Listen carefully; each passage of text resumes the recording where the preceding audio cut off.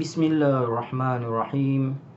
Innal hamdalillah nahmaduhu wa nasta'inuhu wa nastaghfiruh wa na'udzu billahi min shururi anfusina wa min sayyiati a'malina.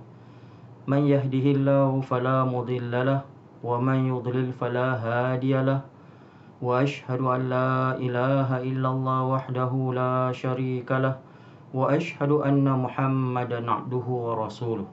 Rabbi shrah li sadri wa yassir li amri wahlul 'uqdatam min lisani yafqahu qawli. Assalamualaikum warahmatullahi wabarakatuh.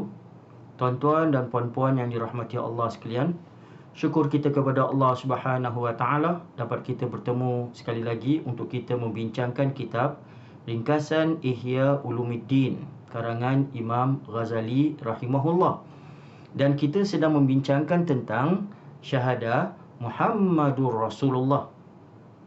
Dan kita sedang membincangkan apa yang dimaksudkan dengan Muhammadur Rasulullah. Jadi di sini pada kita teruskan perbincangan kita, iaitu pada muka surat 26, iaitu Imam Ghazali telah menyambungkan, iaitu kita yakin bahawa apa saja yang telah dibawa oleh Rasulullah sallallahu alaihi wasallam kita yakin, iaitu benda-benda yang gaib yang telah dikisahkan, telah diberitakan oleh Rasulullah sallallahu alaihi wasallam.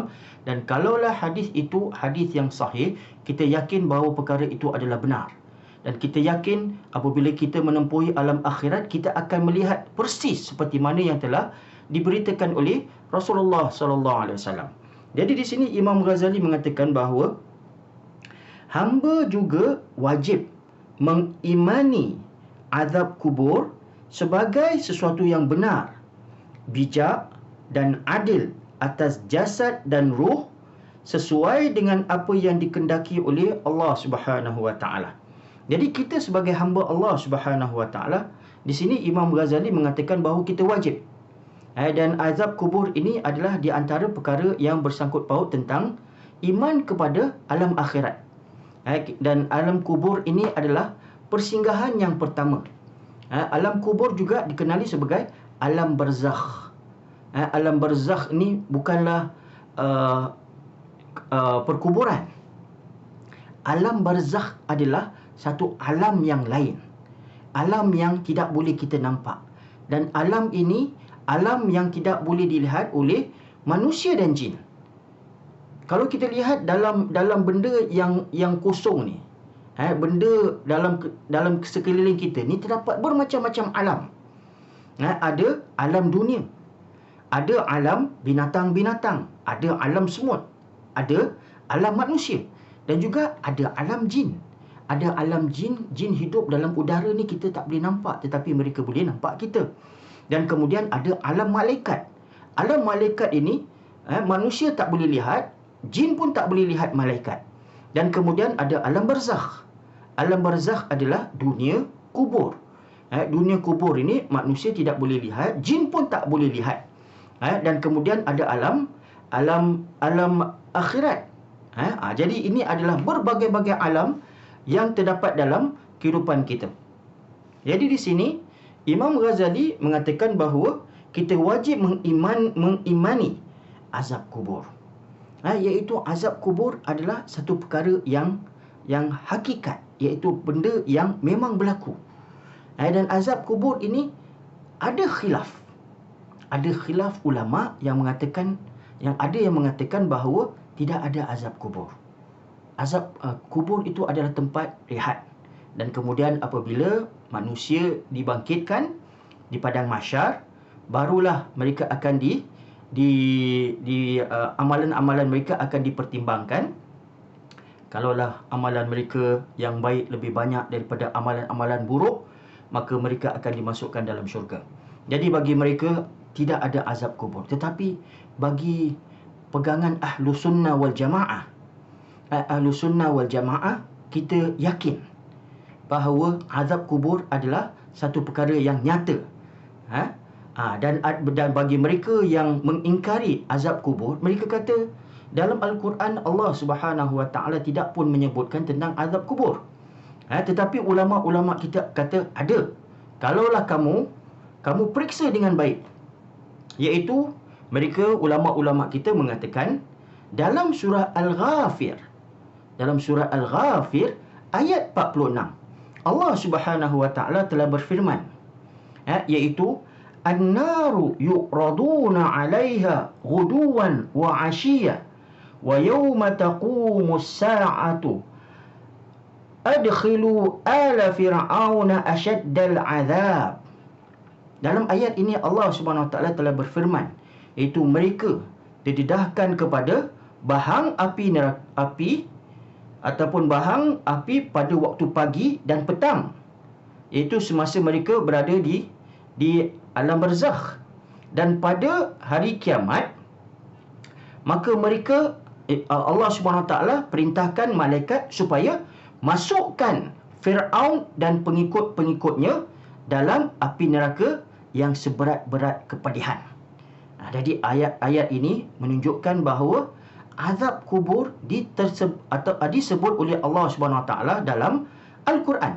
Dan kemudian dalam hadis-hadis banyak telah disebutkan oleh Nabi sallallahu alaihi wasallam, iaitu dalam sepotong hadis Rasulullah sallallahu alaihi wasallam apabila datang untuk mengkuburkan salah seorang sahabat dan kubur itu belum lagi disiapkan, maka mereka pun duduk keliling kubur. Dan kemudian Nabi sallallahu alaihi wasallam pun telah bersabda, ta'awwadhu billahi min azabil qabr. Mohonlah perlindungan dengan Allah Subhanahu Wa Taala daripada azab kubur. Maka sahabat-sahabat pun membaca, na'udzu billahi min azabil qabr. Kami berlindung dengan Allah daripada azab kubur. Jadi di sini Rasulullah sallallahu alaihi wasallam dengan jelas beritahu bahawa azab kubur adalah satu perkara yang sangat iaitu satu perkara yang nyata, yang hakikat, yang akan ditempuhi oleh setiap manusia, sama ada orang-orang yang beriman ataupun orang-orang yang tidak beriman kepada Allah Subhanahu Wa Taala. Malah dalam hadis yang jelas tentang soalan kubur, Rasulullah sallallahu alaihi wasallam telah bersabda bahawa apabila salah seorang kamu telah dimasukkan dalam lahat kemudian ditanam, dan apabila keluarga-keluarga dan teman-teman tinggalkan kawasan kubur, maka si mati itu akan dapat mendengar tapak kaki mereka lalu daripada kawasan perkuburan. Dan kemudian malaikat Munkar Nakir akan datang mendudukkan orang itu dan bertanya, Man Rabbuka? Man Rabbuka? Siapa Tuhan kamu? Bagi mereka yang tidak boleh menjawab, maka dia akan kata,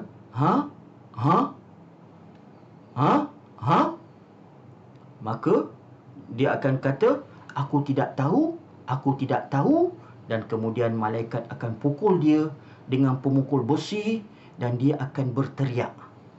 Dan bila dia berteriak, setiap makhluk dapat mendengar teriakan tadi kecuali jin dan manusia.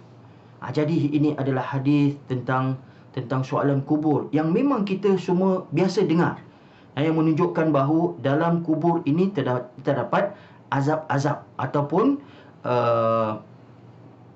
iaitu siksaan-siksaan dalam kubur. Dan kemudian dalam hadis yang lain lagi, terdapat banyak sangat hadis-hadis yang menunjukkan bahawa azab kubur ini adalah satu perkara yang benar. Iaitu Nabi sallallahu alaihi wasallam pernah lalu di kawasan kubur. Dan kemudian Nabi sallallahu alaihi wasallam pun beritahu kepada sahabat-sahabat, innahuma la yu'adzaban. Kedua kubur ini sedang diazab oleh Allah Subhanahu wa taala. Wa ma yu'adzaban fi kabir. Mereka tidaklah diazab kerana perkara-perkara yang besar. Maksudnya mereka ni diazab oleh Allah Subhanahu wa taala tentang perkara-perkara yang dianggap remeh, perkara-perkara yang kecil, yang tidak dilihat sebagai penting oleh masyarakat umum. Jadi kemudian Nabi sallallahu alaihi wasallam pun bersabda, amma ahaduhuma fakana yamshi bin namimah. Manakala yang satu ini dia pergi merata, dia pergi dengan mengadu domba ataupun melakukan namimah. Dia menjadi batu api. Dia menceritakan dan berlaga-lagakan di antara dua pihak Dan dia suka untuk melihat orang bergaduh. Jadi dia sebarkan fitnah di antara masyarakat. Wa ammal akhar, manakala yang satu lagi, la yastatiru min baulihi, dia tidak menjaga apabila dia buang air. Ataupun dalam lafaz yang lain, Rasulullah sallallahu alaihi wasallam bersabda, la yastanzihu minal baul, dia tidak membersihkan dirinya daripada buang air kecil. Jadi di sini dua perkara ni janganlah kita ambil ringan. Kita jaga. Apabila kita buang air, maka kita bersihkan. Kerana buang air ini nampak seperti remeh, tetapi mempunyai hukum yang besar. Kerana kalaulah kita tidak membersihkan diri kita dengan baik, maka segala amalan-amalan kita itu terbatal. Apabila kita melakukan solat kita batal. Kerana di antara syarat-syarat untuk melakukan solat adalah kita bersih daripada najis pada pakaian, daripada badan. Jadi ini adalah, dan juga tempat kita mesti bersih daripada najis. Barulah solat kita itu diterima oleh Allah Subhanahu Wa Taala. Dan kemudian Rasulullah sallallahu alaihi wasallam juga telah mengajar kita supaya kita berdoa kepada Allah Subhanahu Wa Taala dalam solat, supaya kita diselamatkan daripada azab kubur. Itu Rasulullah sallallahu alaihi wasallam telah bersabda, "Idza tashahhada ahadukum falyasta'iz billah min arba'." Jika kamu telah bertasyahud, ataupun jika salah seorang daripada kamu telah bertasyahud, iaitu apabila kita sudah membaca syahadah, maka Rasulullah sallallahu alaihi wasallam anjurkan kita supaya mohon perlindungan daripada 4 perkara ini, iaitu daripada dan dia berkata, Allahumma inni a'udzubika min azabi jahannam wa min azabil qabr wa min fitnatil mahya wal mamat wa min syarri fitnatil masihid dajjal. Iaitu, ya Allah, sesungguhnya aku berlindung dengan Engkau daripada azab api jahannam, dan daripada azab kubur, dan daripada fitnah kehidupan dan kematian, dan daripada keburukan fitnah Masih ad-Dajjal. Jadi doa ini menunjukkan bahawa terdapat azab kubur. Jadi kita yakin bahawa azab kubur ini adalah satu perkara yang patut kita iman dengannya. Jadi di sini Imam Ghazali telah berkata bahawa wajib hamba juga wajib mengimani azab kubur sebagai sesuatu yang benar, bijak dan adil. Azab kubur adil kerana dalam kubur Allah Subhanahu Wa Taala juga akan menunjukkan keadilan bagi kita yang melakukan amalan-amalan baik, maka kita akan mendapat ganjaran-ganjaran dalam kubur. Kita akan diberikan kenikmatan. Apa kenikmatan tadi? Dalam hadis Rasulullah sallallahu alaihi wasallam telah bersabda, apabila kita ditanyakan, "Man rabbuka?" Kita kata, Allah. Kemudian ditanya, "Ma dinuka?" Apa agama engkau? Kita kata Islam. Dan kemudian ditanya, "Man nabiyuka?" Ataupun madza taqulu an hadzal rajul qad bu'itha fikum? Apa yang kamu katakan tentang lelaki ini yang telah diutuskan kepada kamu? Maka kita jawab, Muhammad. Apabila 3 soalan kubur ini telah dijawab dengan baik, maka kubur itu akan diluaskan sejauh mata memandang, dan akan ditunjukkan nikmat-nikmat dalam kubur. Dan kemudian Allah Subhanahu Wa Taala akan tunjukkan kepada dia dan buka bagi dia salah satu daripada pintu yang akan menunjukkan tempat dia dalam syurga. Ini nikmat. Nikmat iaitu apabila seseorang melihat tempatnya dalam syurga, dia akan merasa cukup gembira, cukup seronok, dan dia ingin masuk dalam syurga, tempat syurga dia. Maka dia akan berdoa. Dia akan berdoa dengan berkata, Allahumma aqimis sa'ah. Ya Allah, Engkau kiamatkan dunia ini. kiamatkan dunia ini. Tetapi bagi mereka yang tidak dapat, dan bagi mereka yang mensia-siakan kehidupan mereka, mereka berpoya-poya tidak menjalankan perintah Allah Subhanahu Wa Taala, ini adalah satu keadilan, iaitu mereka telah membazirkan masa mereka dan peluang yang telah diberikan oleh Allah Subhanahu Wa Taala. Maka mereka apabila ditanya, man rabbuka, dan dia kata dia tidak akan dapat jawab. Dan kemudian ditanya, ma dinuka, apa agama engkau? Tak boleh jawab. Man hadha rajul qad bu'itha fikum, siapakah lelaki ini yang telah diutuskan kepada kamu? Tak boleh jawab. Maka kubur itu akan disempitkan baginya, sehingga kan tulang-tulang rusuknya bercelaru, dan kemudian satu pintu akan dibuka untuk tunjukkan tempatnya dalam neraka. Dan apabila dia melihat, walaupun disiksa dalam kubur, tetapi dia lihat tempat dia yang lebih teruk, azab yang lebih buruk dalam neraka, maka dia akan berdoa, Allahumma la tuqimis sa'ah, ya Allah, kau jangan kiamatkan dunia ni. Kerana apabila kiamat, maka dia tahu kedudukan dia, akibatnya adalah lebih buruk daripada akibat yang dia merasai sekarang. Jadi di sini Imam Al-Ghazali mengatakan bahawa azab kubur ini adalah suatu yang benar, yang bijak dan adil atas jasad dan roh. Iaitu apabila kita merasai kenikmatan dalam kubur ataupun azab dalam kubur, maka orang itu akan merasainya dengan jasad dan roh.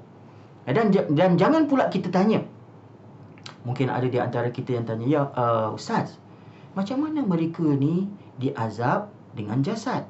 Kita tahulah mungkin roh. Kerana apa? Bila kita gali balik kubur, kita tengok kadang-kadang jasad tu pun dah hilang. Ataupun apabila kita tengok ada jasad yang masih tetap lagi. Ada orang-orang bukan Islam, kita boleh nampak lagi jasad mereka dalam pameran-pameran. Tak nampak pula mereka ni diazab. Jadi seolah-olah perkara ni tidak berlaku. Jangan kita tanya perkara-perkara yang gaib. Kerana alam barzakh ni bukanlah tempat kubur. Alam barzakh ni adalah satu dunia yang lain. Bagaimana Allah Subhanahu Wa Taala mengazab dan memberikan nikmat kepada jasad dan ruh, tak perlu kita bayangkan. Jadi perkara-perkara yang gaib ini kita serahkan urusan ini kepada Allah Subhanahu Wa Taala. Jadi di sini Imam Al-Ghazali mengatakan atas jasad dan ruh sesuai dengan apa yang dikehendaki oleh Allah Subhanahu Wa Taala. Jadi ini adalah di antara perkara-perkara yang menunjukkan tentang alam perhentian yang pertama. Perhentian yang pertama yang akan dihadapi oleh setiap manusia. Dan kemudian mereka akan duduk dalam alam ini sampailah Allah Subhanahu Wa Taala kiamatkan dunia ini. Apabila dunia ini telah kiamat dengan tiupan sangkakala yang pertama oleh malaikat Israfil, maka Allah Subhanahu Wa Taala akan perintahkan malaikat Israfil supaya meniup untuk kali yang kedua untuk bangkitkan segala-galanya. Dan manusia pula akan dihimpunkan di padang mahsyar. Jadi perbincangan tentang padang mahsyar ni dan mizan, timbangan dan sebagainya, kita akan bincangkan perkara ini pada pertemuan kita yang akan datang. Jadi kita doa. Kita doa, dan satu doa yang saya ingin juga anjurkan kepada kita, iaitu Rasulullah sallallahu alaihi wasallam telah mengajar kita, iaitu selepas azan. Selepas azan, maka kita dianjurkan untuk membaca doa selain daripada doa yang biasa kita dengar, iaitu Allahumma rabb hadhihi da'wati tammah dan seterusnya. Rasulullah sallallahu alaihi wasallam juga mengajar kita supaya membaca raditu billahi rabban wa bi Muhammadin rasulan wa bil islami dinan. Aku redha Allah Subhanahu Wa Taala sebagai Rabbku, dan aku redha Muhammad sebagai Rasulku, dan aku redha Islam sebagai cara kehidupanku. Jadi ini sebenarnya adalah soalan-soalan kubur. Dan setiap hari 5 kali azan, kita juga diajar supaya meletakkan perkara ini dalam i'tiqad kita, dalam hati kita, dan kemudian kita amalkan perkara-perkara ini dalam kehidupan kita. Mudah-mudahan kita dapat menjawab soalan-soalan kubur daripada amalan-amalan yang kita lakukan dalam permukaan bumi ini.